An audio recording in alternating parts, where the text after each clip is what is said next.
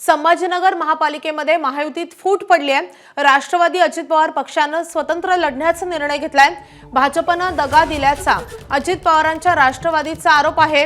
अजित पवारांची राष्ट्रवादी छत्रपती संभाजीनगर महापालिकेमध्ये 100 जागा लढणार असल्याचं सांगितलं जात आहे।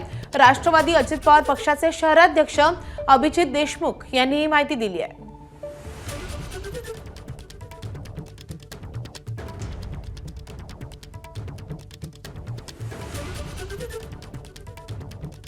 छत्रपती संभाजीनगरमध्ये महायुतीमध्ये फूट पडलेली आहे आणि राष्ट्रवादीने स्वतंत्रपणे निवडणूक लढवण्याचा नारा दिलेला आहे, स्वबळाचा नारा दिलेला आहे। अजित पवारांची राष्ट्रवादी 100 जागा लढवणार आहे।